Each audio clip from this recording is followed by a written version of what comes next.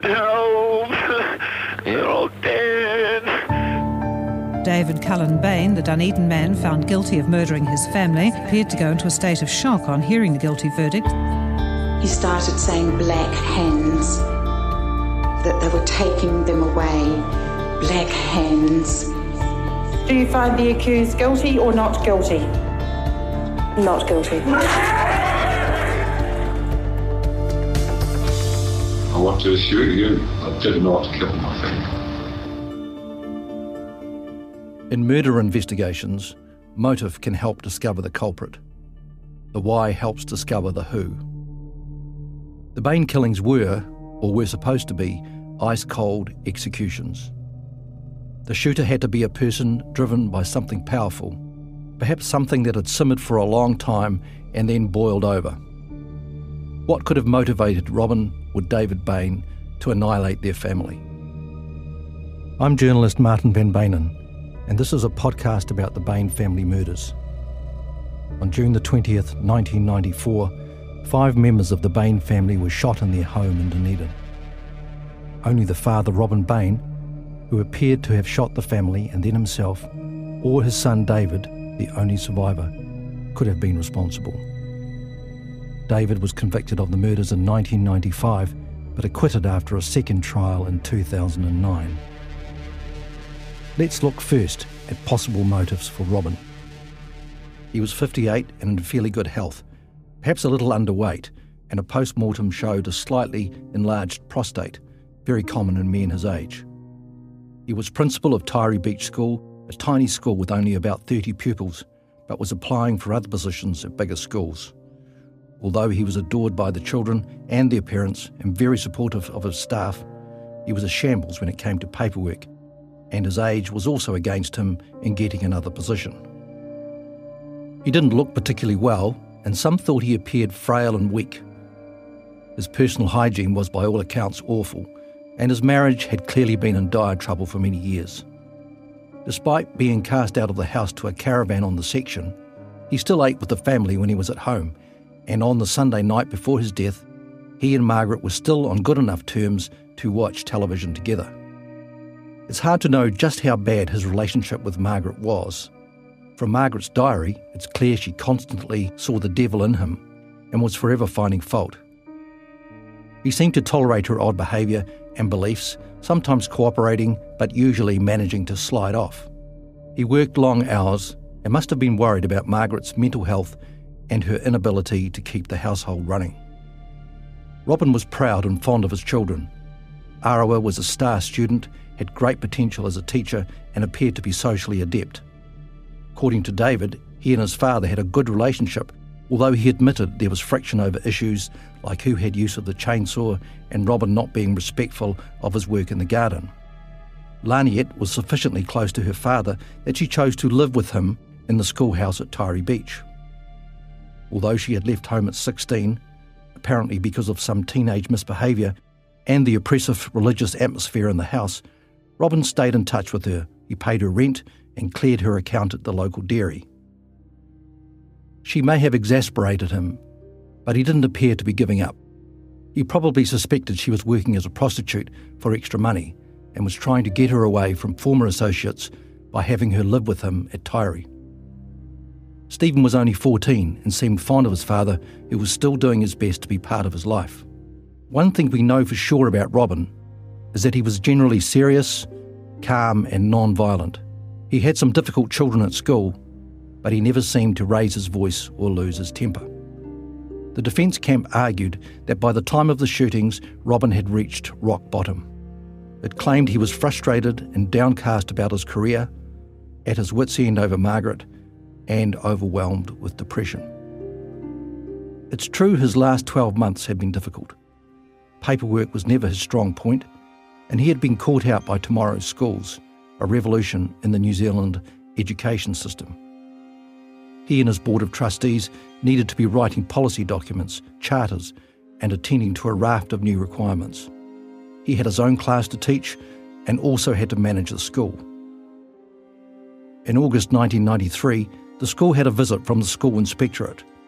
Joan Withers, a crusty former principal, was the main reviewer.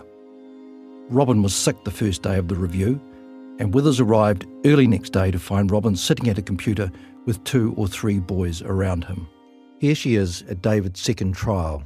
He was very intent on what he was doing, so I just sat down quietly at the back of the room and observed.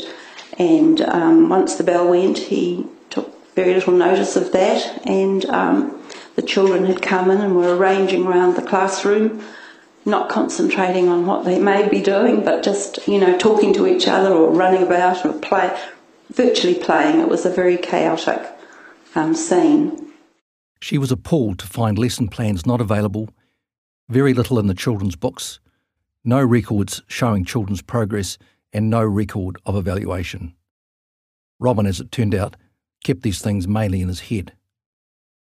She approached him after school to seek his response about the shortcomings. He was very impassive about the whole thing, and it was something that quite troubled me because his demeanour showed no emotion.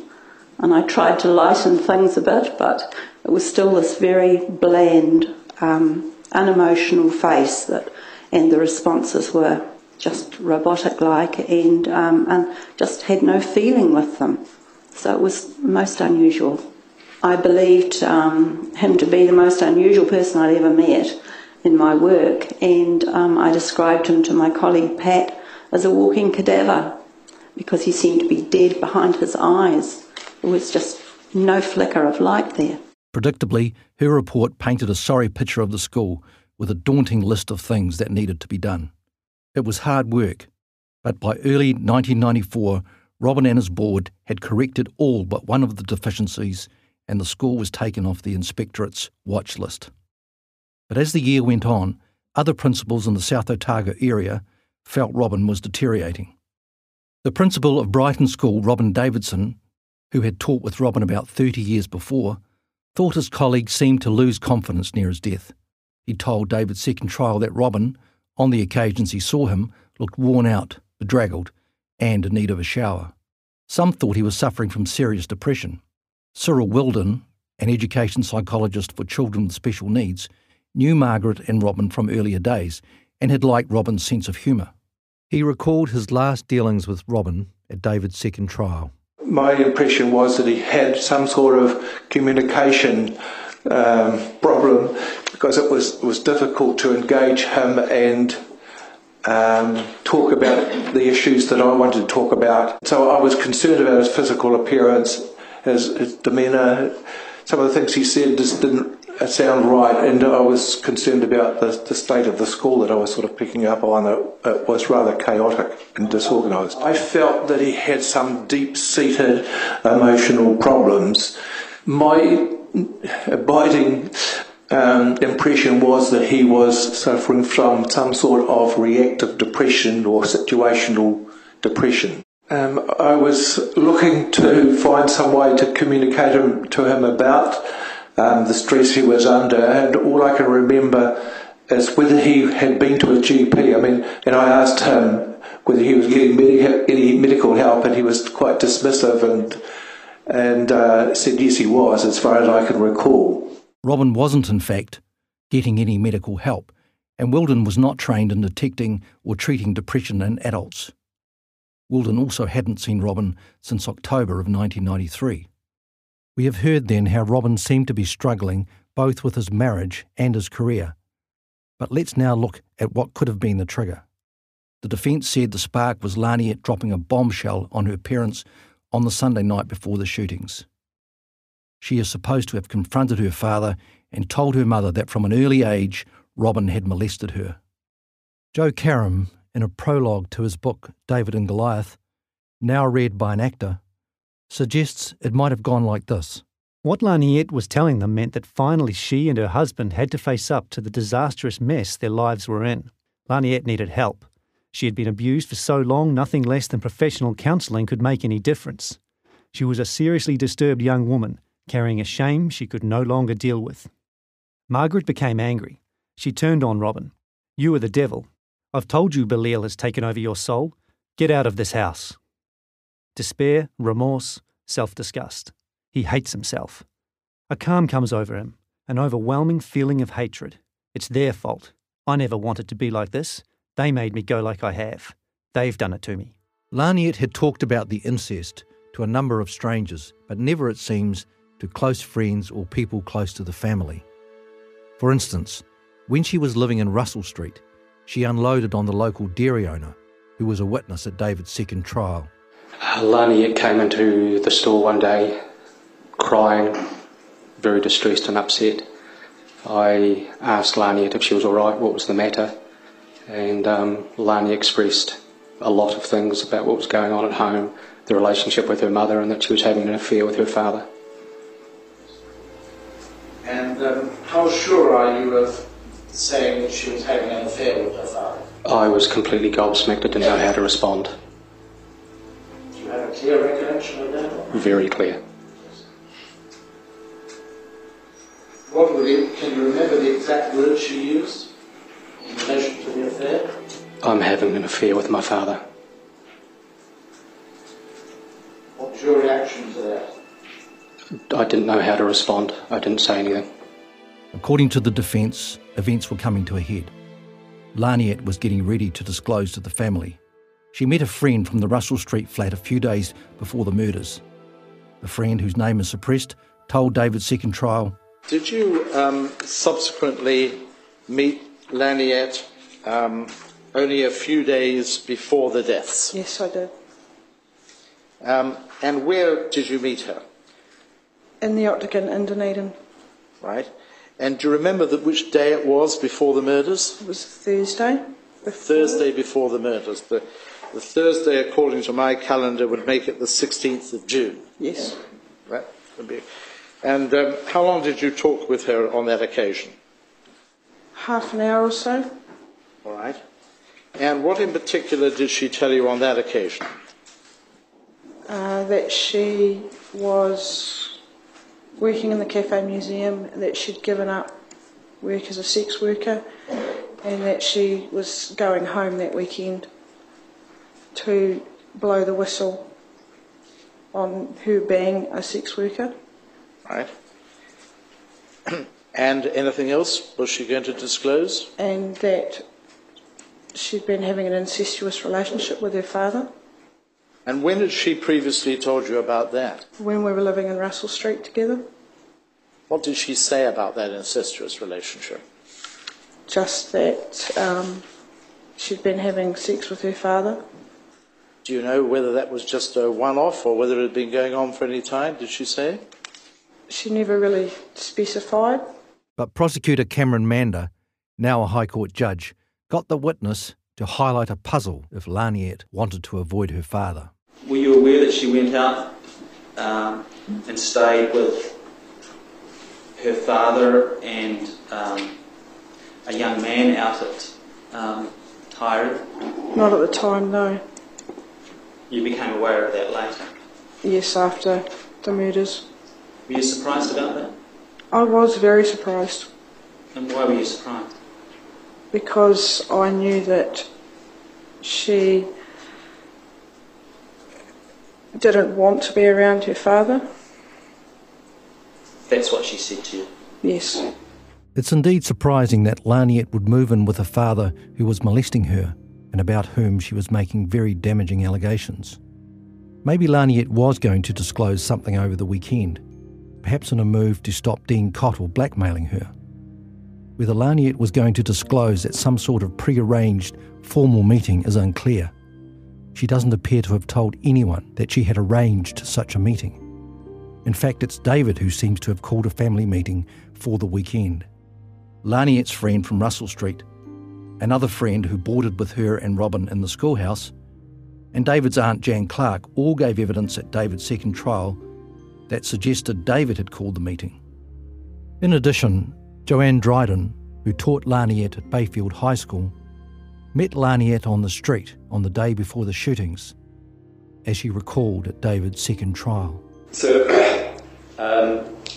when she stopped to talk to you, what did she talk about? We chatted about the usual things, about what she was up to, and I can't even remember those details from way back then, but we did chat. But it was clear to me that she was very agitated. And what makes you say agitated in what way? What was it about her?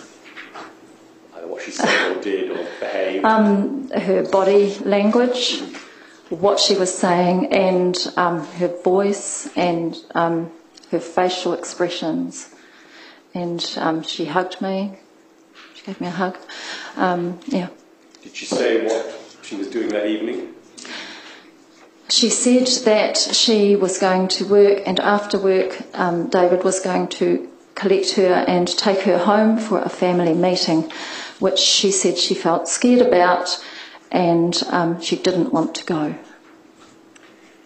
Did she say who had organised the family meeting? I don't know. Did she say how she'd found out about the family meeting? Who told her about it? I don't remember that. Did she say where he was going to pick her up from? No, she didn't tell me where she was going to where he was picking her up from. Did you know where she was living at that time?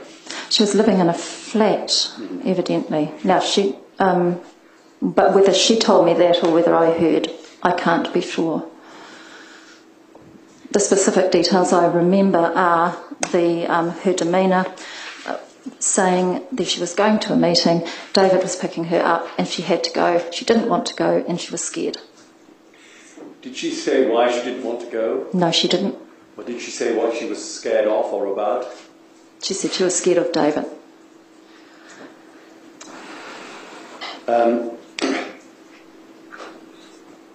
Was that the last you saw of her?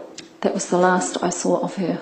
The defence said that even if the incest allegations weren't true, Laniet had cast her toxic allegations far and wide, and the mere prospect of being accused would have exacerbated Robin's depression, instability and sense of hopelessness. We have all heard about these sad, angry, deranged men who one day, out of the blue, lose the plot and start shooting. But many things about Robin don't fit that scenario. He was a stoic. His favourite song was Old Man River, a song about enduring hardship. He had lived with the ructions in his marriage and Margaret's bizarre beliefs since their time in PNG. The marital breakdown was for Robin a cross he had to bear. He had never shown any violent tendencies and had not lost his Christian faith. He was still praying, still working, still earning, still proud, still doing things with his children, and still, apparently, interested in life. Another link is also missing. Prosecutor Kieran Raftery posed the question in his closing address to the second trial. From what you do know about Robin, if he had gone to the stage where he wanted to commit suicide, from the quiet, gentle man that you know him to be, you might just be able to imagine a scenario whereby he said, well, even though it's flimsy, I'll buy into the idea of incest and depression. He might want to go away quietly and take his own life. But for him to be translated from a suicide into a homicidal maniac. In addition, Robin's doctor had no record of seeing Robin for depression, and David told the police no one in the family was on medication for the illness. No antidepressants were found in the house or in Robin's caravan. The defence scenario that a demented Robin shot the family therefore has a number of problems, but a more obvious hurdle is this. The murders were not the work of a crazed gunman, someone who had suddenly snapped, couldn't sleep, was angry and wanting to kill. The gunman acted more like an assassin than someone who had lost their mind. And one vital person was spared. In his crazed state, why would Robin spare David, the son who had given him grief and challenged his authority and place in the family? So if we look at Robin, he seems a very unlikely killer. If Laniet had accused him in front of her mother on the Sunday night, he might have decided to take his own life, but why kill the rest of the family and not David? Of course, Laniet's allegations may have prompted an entirely irrational response, leading Robin to get up on that Monday morning in 1994 and shoot the family and then himself. If Robin didn't seem to have a killer personality, the same could also be said about David. In many respects, David was a pleasant, kind, normal young man with a bright future. Much has been made of David's nerdiness, but he was in fact a good swimmer, athlete, singer and dancer. One factor the defence could at least rely on was that David had been pronounced sane after the shootings by 2 psychiatrists. The inability of the prosecution to show David had a clear motive, or even that he was the type of person who could kill in a cold-blooded and calculated way, gave the Crown a major headache and delivered the defence camp one of its strongest arguments. As David sat in court in his second trial, a bald, respectful, polite man in a dark suit, the jury must have thought, could this man really be a mass murderer? When David's 37th birthday occurred during the trial, the jury even wanted to send him a birthday card. Prosecutor Kieran Raftery tried valiantly to deal with the problem of David just not seeming the type. In his closing address to the second trial, he said, "Neither Robin nor David are natural-born killers. No one is suggesting that at all. But something went wrong in the house that morning to lead someone to kill. We may never know what it was, what the trigger was for that event. But as long as you know what did happen and who did it, you have answered the questions that you as a jury are asked by the criminal justice system. You are never asked by the criminal justice system, why did it happen? And those questions may go on being debated long after this trial has finished." Of course, nothing really needed to have gone wrong at all. Something had been going wrong for some time, and the shooter may have stewed over a plan for months. But the Crown's struggle with motive meant David's lawyer, Michael Reid QC, could tell the jury in the second trial that there wasn't a tittle of evidence that David was a homicidal maniac. This is Reid in his closing address, and we apologise for the audio quality. You need to be a psychopath to do what the Crown suggests David did. You don't have to be a psychopath to do what Robin did. To do what Robin did requires a final snapping of whatever, and I'll come to that. But remember, on the Sunday afternoon, before these deaths in the early hours of the Monday, Sunday, probably around about 6ish, we don't know, David was happy, jovial. He was at a rehearsal for Oedipus Rex. You've heard the evidence from the person running it, you've heard the evidence of the friends around him. He is a nice man. And a man, as David told Justice Binney in 2012, who was getting on with his own life and somewhat divorced from what was happening in the family. He was just doing his own thing and just having a ball, he told the judge. In March 2012, when David and Joe Karam were the star attractions at a conference in Perth on wrongful convictions, David made these comments, now read by an actor. Due to my attention focused on my own life and all the fantastic things I was getting involved in, I was unaware of the malevolent undercurrents that were happening in my own family. What David told the conference doesn't quite marry up with what David told police after the shootings. In the first 2 interviews, he was able to give police a lot of details about the family, and he gave these answers, now read by an actor. He and I had constant, not battles, pushing and pulling over the chainsaw. He was always taking it down there and I need it for the work to do. Last night, I said I wanted the chainsaw. I said it quite firmly. He tried to beat me down. He was asserting his authority or his right to rule the roost. It's always been like that. Arawa was a lot stronger than I towards him. She was firmer with him. She is stronger in her beliefs. She was able to deal with him without the feelings of guilt he brings out with me. Stephen knows there is tension between Mum and Dad, but wouldn't know that Mum had told him to leave the family group and wanted a separation, but wouldn't know the extent. He wouldn't know the pain that Mum felt. She wanted him out of our lives, not living there anymore. It was a minor victory that he was away 4 days a week, and I think she wanted him out all the time. Stephen's relationship with Dad was Stephen needed a father figure, but Dad would treat Stephen as my son, his progeny, and try to involve him with what Dad was doing. It made Stephen feel oppressed and being angry with Dad because of the way Dad would do it. By the time Laniet arrived, she was starting to realise that her life was for his gratification. She felt oppressed by him. So we can see these are hardly the words of someone unaware of the undercurrents in his family life. And if David was having fun and getting on with his own life, how come he was still involved with his mother in the new house dream? So let's take stock of David in March 1994 when he turned 22. He was a geeky, slightly odd young man who had ambitions to be a famous singer, leading man and university graduate. High school had not been a great success academically, and the 3 years after had not exactly been studded with achievements either. But despite his shortcomings, he had a strong sense of self-belief. One prominent Otago man who does not want his name used and who knew the Bain family well told me that David had a different grasp on reality, almost delusions of grandeur. David had wanted to be a vet, but in 1991 he had failed all his papers at university.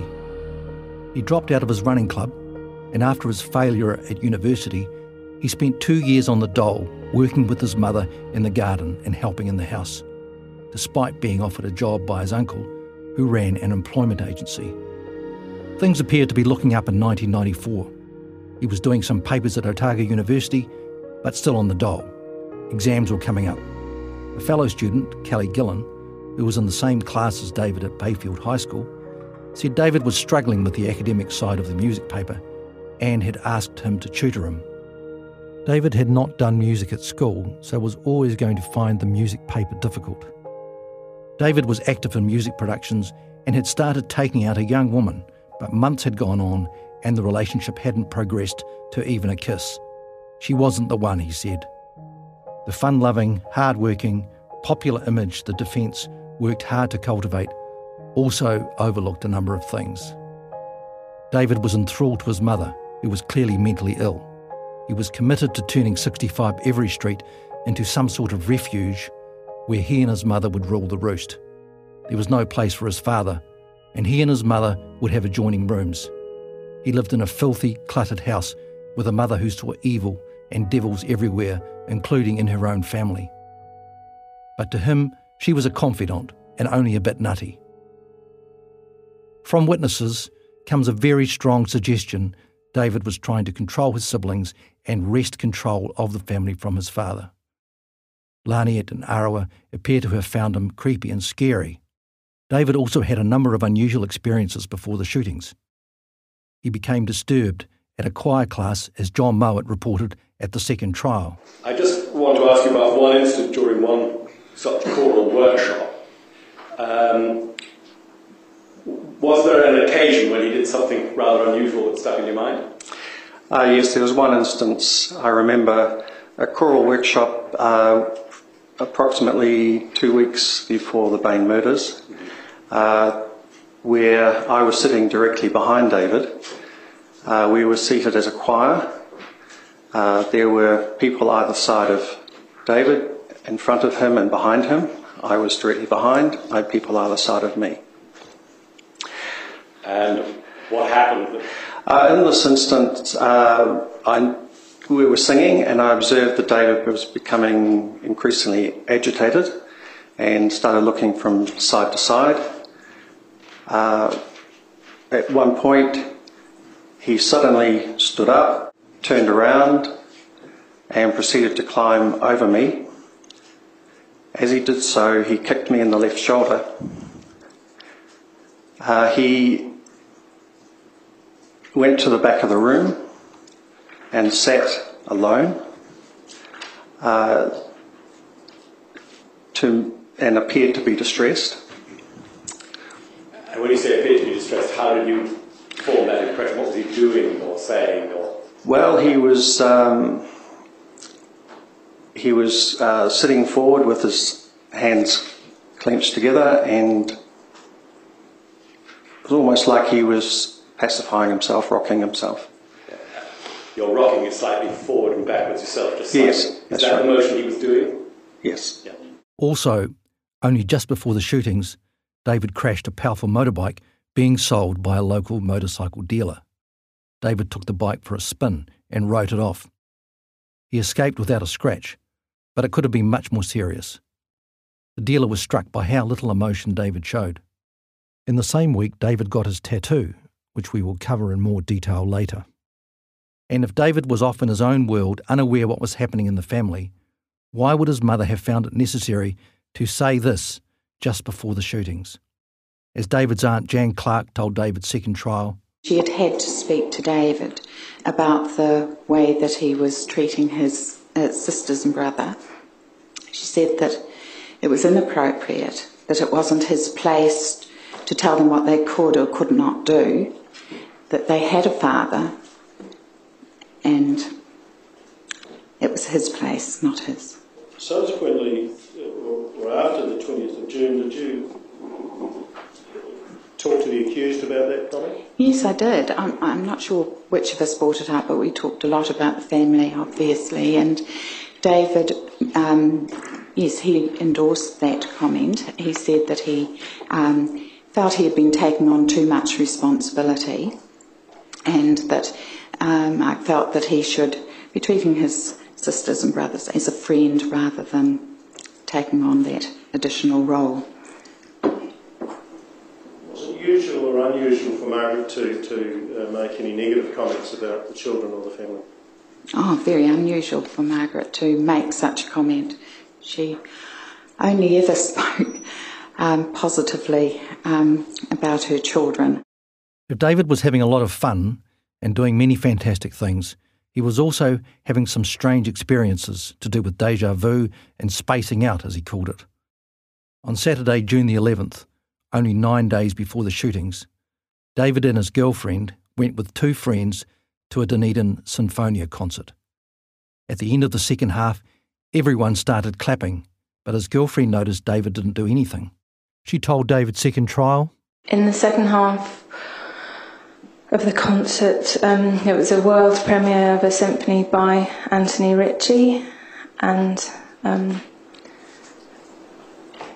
somewhere towards the end, David took off his glasses, and somewhere towards the end of the performance he was very still and staring straight ahead. I was a bit aware that he wasn't sort of aware of what was going on around. And when it finished, obviously, because it was the end, it was everyone clapped and there was a lot of noise, and he didn't react to that. And so I elbowed him, and nothing happened. And I elbowed him, nothing happened, and then I sort of jabbed him and said, David, and he sort of came to. I said, I don't know what happened there. I wanted to make light of it. Did he say what had happened? No. Some have suggested David was faking the trance, perhaps with an eye on later being able to claim he had no knowledge of the shootings due to being in a sleepwalking state at the time. This would have given him a possible defence to any murder charges. Then, in the week before the shootings, he decided to have a heart-to-heart with his girlfriend's friend, ending the conversation by saying he had a premonition of something horrible happening. So in the weeks before the shootings, David is having experiences of déjà vu, is going into trance-like states, and is having premonitions. In researching this series, I spoke with an old friend of the Bain family, who said she received a visit from Margaret in the week before the shootings. Margaret told her, she says, that she had to keep an eye on David because he was having hallucinations. We have seen then that some abnormal things were occurring in David's life. Then we have the strange matter of the black hands and David's various comments after the shootings about how he felt black hands were coming to get him and the family. This is David's explanation from his interview with Justice Binney in 2012. What's all this about black hands? I don't know why I referred to it as black hands. The imagery that still comes to mind now, I can only say that the reason I used black hands at the time was because that was kind of what it looked like. The imagery that comes to mind now is just essentially fingers of dark, coming in from all 360 degrees over the centre of my vision of my family. So black hands really just refers to the notion of darkness closing in rather than... From the outside. Like tunnel vision. I don't know why I call it black hands. This was a family in which the supernatural was very real. Margaret believed in demons and evil spirits, and David said Laniet could see black auras around people. Margaret thought she could feel the devil in Robin, in the house, in food, and sometimes even in David. Nothing suggests David laughed this off as kooky behaviour by his dramatic family. The phrase black hands has many connotations to occult practices and goes with such occult terms as sorcery, black magic, and black eyes. It's also worth noting David's demeanour as he related the black hands experience to his aunt, as we heard in the last episode. Remember the closed eyes, the weird speech and spitting? Through the Catholic Church, I got in touch with a couple who counsel and exorcise people who think they are possessed by an evil spirit. They didn't want to be named or identified in any way, but the woman said, "We've had plenty of experience of the spitting and the words and the voices changes and that sort of thing, yeah. The problem that we have is always distinguishing between demonic possession and mental illness. It's always a big question, and we usually go down the track of the mental illness, get people to have medical checkups and things before we consider the demonic side, because you have to be sensible in this whole area." Black hands could also be a reference to the black hands David would get when delivering newspapers. The ink would rub off and cover the skin. None of this shows David as the killer of his family, any more than Robin's difficult circumstances at the time of the murders prove he was the shooter. But the material does show, in my view, that David has tried to sell us a fiction. The fiction that he had a normal, loving, if somewhat distant relationship with his family, when in truth, at the time of the shootings, the relationships had quite another aspect. You can't blame David for wanting to emphasise the positive aspects of his life, but he goes much further than gilding the lily. The facts are that around the time of the shootings, his younger sister was a prostitute, his brother Stephen was in trouble with the police, his mother was a toxic influence, his father was paralysed and floundering, and his home was a shambles. Strangely, these facts don't seem to register in David's picture of his family. When he talked about his family at his first trial in 1995, he spoke about the family as though it was virtually perfect. Even in 2012, when he spoke to the Innocence Conference in Perth, he stuck to the picture of a wonderful and close family. Perhaps David is frightened that if people realise what his family life was really like, the circumstances he lived in, the responsibility he felt for the family, and the control he was trying to exert, it might be all too understandable why this meek, mild chap could, in his darkest moment, kill the very family he professed to love. If David was the killer, there are endless possibilities why he would want to shoot his family.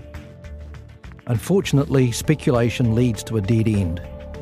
An analysis of possible motives fails to exclude either Robin or David. That takes us back to the hard evidence. In the next episode, we'll look at the main physical clues in the case and where they lead us. I'm Martin van Beynen. Thank you for listening.